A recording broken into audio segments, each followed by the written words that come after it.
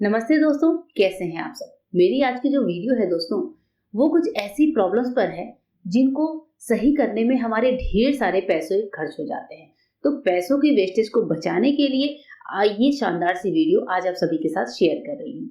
देखिए, हमारी आज की जो सबसे पहली टिप है दोस्तों, वो रुई की बत्ती को लेकर है। ये एक रिक्वेस्टेड टिप है जो मेरे किसी व्यूअर ने मुझसे पूछा था कि जो गोल वाली रुई बत्ती होती है उसको दिए में किस तरीके से लगाया जाए कि ये बत्ती फटाफट से बुझे नहीं, यानी कि ठंडी ना हो, और साथ ही हमारा पूरा जो बत्ती है वो आसानी से जल जाए। कई बार ऐसा होता है, गोल बत्ती लगाने के बाद ये समस्या हर इंसान के साथ आती है। गोल बत्ती जब भी आप लगाइए उससे पहले आप उसको घी में डिप करके रखिए। जैसे मैं हमेशा पूरे एक डिब्बे भर के घी में इस बत्ती को डिप करके रखती हूँ। उसके बाद से जब मुझे बत्ती दिए में लगानी होती है तो मैं बत्ती को उठाती हूँ और नीचे इस तरीके से इसके 2-3 फाड़ कर देती हूँ, यानी कि रुई बत्ती को नीचे से मैं इस तरीके से हल्का सा चिपटा कर देती हूँ। उसके बाद से जब हम इसको इस तरह से दिए में रखते हैं, हल्का सा पुश कर देती हूँ, ऊपर से घी डाल देती हूँ। अभी मैंने घी नहीं डाला है, मैं सिर्फ आपको ऐसे ही दिखा रही हूँ। और उसके बाद से इस दिए को जला देते हैं। फिर आप देखेंगे दोस्तों कि हमारी जो बाती है वो कितनी बढ़िया तरीके से जलती है, पूरी जल जाती है। जैसा कि अब मैंने अभी आपको इस टिप की शुरुआत में दिखाया था। मैं एक दूसरी बत्ती भी इसी तरीके से आपको चौड़ा करके दिखा रही हूँ। और ये बत्ती भी देखिए इसी तरीके से रखते हैं। मैं अपने घर में इसी तरह की बाती जला कर रखती हूँ और पूरे टाइम ये बहुत अच्छे से जलती है। और घी डालते जाइए, बत्ती जलती रहेगी, बिल्कुल भी ये गिरती नहीं है साइड में, और ना ही दिया हमारा ठंडा होता है। तो पूजा करते समय इस टिप को ध्यान रखिएगा और ऐसे ही फॉलो करके जरूर देखिएगा। आइए देखते हैं आज की नेक्स्ट यूजफुल टिप। नेक्स्ट जो टिप है वो हमारे मोबाइल को लेकर है। कई बार मोबाइल की स्क्रीन इतनी ज्यादा गंदी हो जाती है, शाइन खत्म हो जाती है, जिसके लिए हम क्या करते हैं, स्क्रीन गार्ड तक चेंज करने को तैयार हो जाते हैं। तो इसके लिए बहुत अच्छा सा उपाय है, आप थोड़ा सा वैसलीन लीजिए। अपनी फिंगर टिप पर बहुत थोड़ा सा वैसलीन लेना है और मोबाइल की स्क्रीन पर इस तरीके से वैसलीन को हल्का सा रब कर दीजिए। बहुत ज्यादा नहीं लेंगे, थोड़ा सा ही लीजिएगा। उसके बाद से हमें लेना है कोई साफ सूती कपड़ा या फिर टिश्यू पेपर। अब इस साफ सूती कपड़े से आपको वैसलीन को पूरे स्क्रीन पर अच्छे से रब करना है, स्प्रेड करना है। उसके बाद इसी कपड़े से रब करने के बाद आप स्क्रीन को अच्छे से हल्के हल्के हाथों से साफ कर दीजिए। आप देखिए कि आपकी जो मोबाइल का स्क्रीन है वो कितना बढ़िया से शाइन करने लगता है। कोई स्क्रैचेस वगैरह है वो भी एक बार के लिए इनविजिबल हो जाते हैं। साथ ही हमें मोबाइल को अलग से स्क्रीन गार्ड भी चेंज कराने की जरूरत नहीं पड़ती है।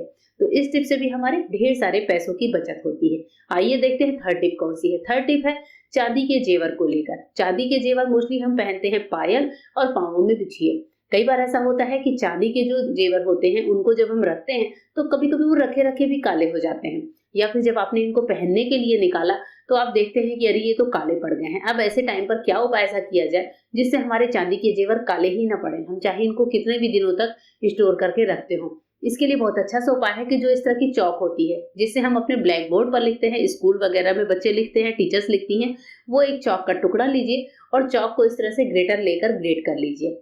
आप चौक का पाउडर बनाकर भी इसमें डाल सकते हैं। तो पाउडर बनाने में मुझे कूटना पड़ता है, इसलिए मैंने सोचा कि मैं डायरेक्ट ग्रेट ही कर देती हूँ। तो इस डिब्बे में चौक के पाउडर को ग्रेट कर दूंगी और इसके बाद से अपने चांदी के जो जेवर हैं उनको स्टोर करके रख लूंगी। चौक को झाड़िएगा नहीं, बल्कि चौक के पाउडर के साथ ही चांदी के जेवरों को स्टोर करके रखिएगा।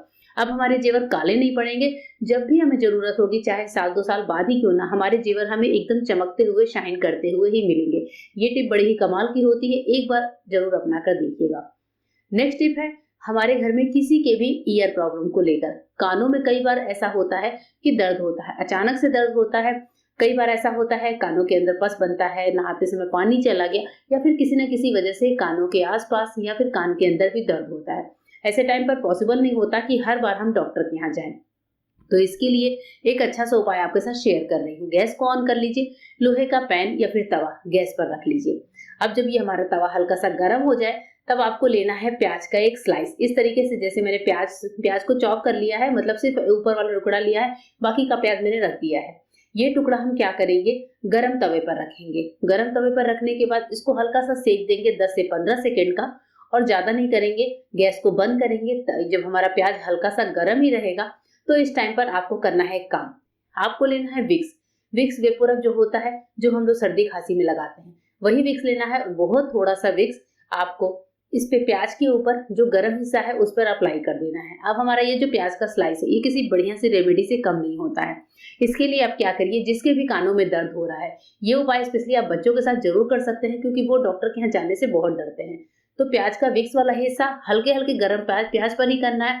प्याज का हिस्सा कानों पर आप सेक करिए। विक्स लगा हुआ जो गर्मा गर्म प्याज होता है दोस्तों, उससे हमारे कानों की सेक बहुत अच्छी होती है, कानों को गर्माहट मिलती है। अगर कानों में पानी जाने की वजह से दर्द है, कानों में पस भरने की वजह से दर्द है, या फिर वैक्स बहुत ज्यादा जमा हो गया है, हर कंडीशन में आपके कानों को ये सेफ्टी देगा। आपको अलग से डॉक्टर के यहाँ जाने की जरूरत नहीं पड़ेगी। इस टिप को आप दिन भर में 2 से 3 बार ट्राई करिएगा, आपके कानों का दर्द बहुत अच्छे से निकल जाएगा, छूमंतर हो जाएगा। तो इस तरीके से डॉक्टर के यहाँ जाने से जो एक्स्ट्रा पैसे की वेस्टेज होती है वो भी बचेगी और हमारा काम भी आसान होगा। चलिए देखते हैं आज की नेक्स्ट यूजफुल टिप।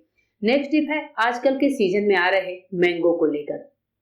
मैंगो जब भी आते हैं, सबसे पहला काम ये करना चाहिए कि मैंगो को लाने के बाद पानी में डिप करके रखिए कम से कम आधे घंटे के लिए। इससे आम के ऊपर जो गर्मी होती है, धूप में आम बिकते हैं या फिर आम की तासीर गर्म होती है, इससे आम की गर्मी निकलती है। अगर हम आम को बिना भिगोए खाते हैं तो कभी कभी हमारे घर में बच्चों को दस्त तक लग जाता है या फिर डायरिया की भी समस्या हो जाती है। मतलब कई बार गर्मी से रिलेटेड बहुत सारी समस्याएं हो सकती है।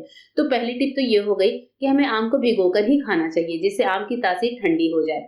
इसके बाद से जो दूसरी टिप है दोस्तों, वो आजकल आ रहे हैं केमिकल वाले आम। केमिकल वाले आमों की पहचान के लिए आपको करना ये है कि पानी से भरे हुए बर्तन में आम को डालिए। अगर आम आपका तैर रहा है और या फिर आम आपका बैठ जाता है, अगर आपका आम तैर रहा है तो यानी कि इसमें केमिकल की मात्रा बहुत ज्यादा है। लेकिन आम अगर आपके बैठे हुए रहते हैं, यानी कि पानी में नीचे आराम से डूबे हुए हैं, तो फिर कोई प्रॉब्लम की बात नहीं है, आप उन आमों को कंज्यूम कर सकते हैं। जैसे मैं यहाँ पर दूसरी क्वालिटी के आम को भी सोख करके दिखा रही हूँ, आम बहुत अच्छे से पानी में डूबे हुए। लेकिन आम अगर फ्लोट करके ऊपर आ जाए, मतलब आमों की लेयर पानी से ऊपर हो, तो समझिए आमों में केमिकल है। ऐसे आम को खाने से बचे, जिससे हमारे हेल्थ के बहुत सारे नुकसान होने से बच जाएंगे। नेक्स्ट टिप है सीजर को लेकर। कई बार सीजर की धार ब्लेड सी हो जाती है या फिर सीजर की शाइन खत्म हो जाती है। दोनों ही कंडीशन में आप इस टिप को ट्राई कर सकते हैं। या फिर सीजर कभी कभी बहुत ज्यादा हार्ड से चलते हैं, बिल्कुल भी सॉफ्ट नहीं लगते इनको कटिंग करने में। ऐसे टाइम पर आपको लेना है थोड़ा सा वैसलीन। वैसलीन लेकर आपको सीजर पर इस तरीके से अप्लाई करना है। सीजर के दोनों साइड अच्छे से अप्लाई करिए। यहाँ पर जैसे आपको मैं दिखा रही हूँ, इस तरीके से सीजर के हर पार्ट पर आपको अप्लाई करना है। ध्यान रखें, हाथों को बचा कर ये काम करेंगे। बीच में जो पेच वाला हिस्सा है उस पर भी लगा दीजिए। इससे भी जो पेच की वजह से टाइटनेस है, जो जंग लग जाती है, वो भी खत्म होती है। अब वैसे लगाने के बाद आपको करना ये है कि ले लीजिए एक साफ सूती कपड़ा और इस कपड़े से सीजर को अच्छे से पोंछ दीजिए। वैसलीन से हमारे सीजर में बहुत अच्छी सी शाइन आती है। इसको जो पार्ट्स हैं जिनमें जंग लगे हैं, हार्ड हो रखे हैं, वो भी बहुत ही अच्छे से सॉफ्ट हो जाते हैं। साथ ही सीजर की धार अगर ब्लंट हो गई है तो वो भी थोड़ी सी शार्प हो जाती है। तो एक बार के लिए आपका काम बहुत अच्छे से चल जाता है। तो आज की वीडियो कैसी लगी जरूर बताइएगा, और आप मेरी वीडियो दुनिया के किस कोने से देख रहे हैं कमेंट करना बिल्कुल भी मत भूलिएगा। तो चलिए दोस्तों, मिलती हूँ मेरे नेक्स्ट वीडियो में। तब तक के लिए गुड बाय। Thank you.